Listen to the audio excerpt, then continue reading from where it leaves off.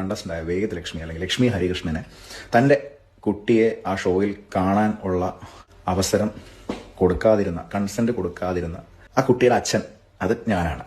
Okay, അങ്ങനെ വേദലക്ഷ്മിയുടെ ഭർത്താവ് പ്രത്യക്ഷപ്പെട്ടിരിക്കുകയാണ് മക്കളെ.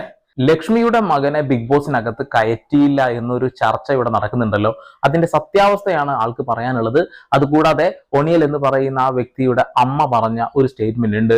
വേദലക്ഷ്മി ഡൈവോഴ്സ് ആണ്, ആ ഭർത്താവിന് പോലും മാപ്പ് കൊടുക്കാത്തവളാണ് എന്നുള്ള ഒരു നുണ. ആ നുണയ്ക്കുള്ള ശക്തമായിട്ടുള്ള മറുപടിയും അദ്ദേഹം കൊടുക്കുന്നുണ്ട്. നമുക്ക് നേരെ വീട്ടിലോട്ട് കിടക്കാം.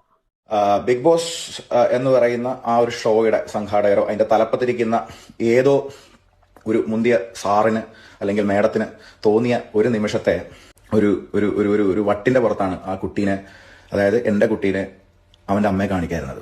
അത് പരമ ചെറ്റത്തരായിപ്പോയി എന്നേ എനിക്ക് പറയാൻ പറ്റത്തുള്ളൂ. സോറി, അൺപാർലമെന്ററി വാക്കുകൾ ഉപയോഗിക്കുന്ന